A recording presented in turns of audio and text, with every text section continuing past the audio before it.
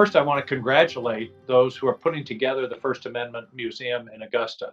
It's important to know our history, to understand the background, and to have this opportunity to bring this information and story to the people of Maine. And so, thank you for what you're doing.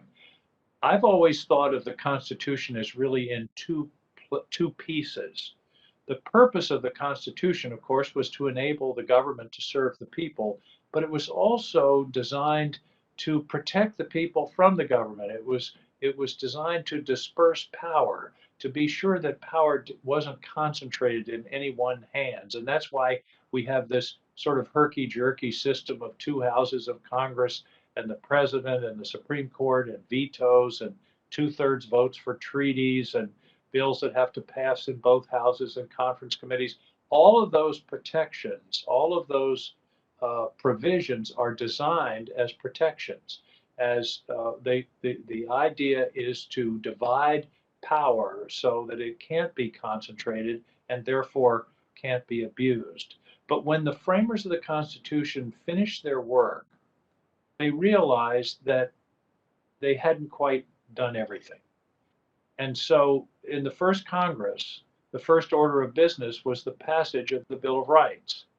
And if you think about the structure of the Constitution as kind of control on institutional actions, the Congress, the President, the Supreme Court, the Bill of Rights, I've always thought of as a force field around each of us as individuals.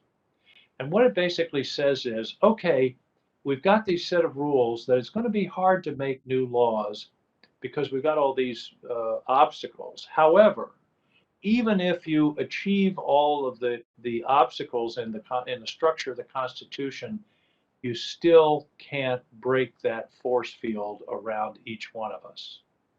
And that's what the First Amendment is. It's a protection for us as individuals, even if the government meets all the requirements of the constitutional structure. And that's why it's so important. It's enabled us to remain a free people. It's enabled us to engage in the vigorous debate that we have in this country, to communicate with one another freely, to understand that we can assemble, we can be of whatever religion we choose or no religion if that's our choice. We can petition the government for the redress of grievances. As somebody who gets almost 3 or 4 thousand communications, emails usually a week from people in Maine, I understand about people's freedom to petition the government for redress of grievances. Freedom of speech, freedom of the press, which doesn't exist in many places around the world.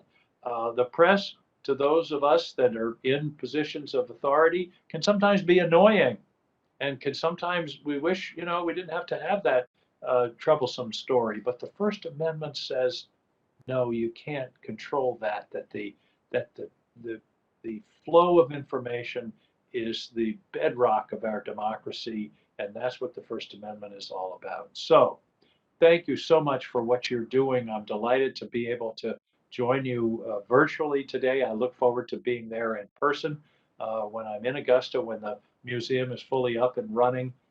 And congratulations on the vision that it took to establish this museum. And again, congratulations, thank you, and on behalf of the Augusta area, and of course, all the people of Maine, what you're doing is important, and I'm glad to be a little part of it.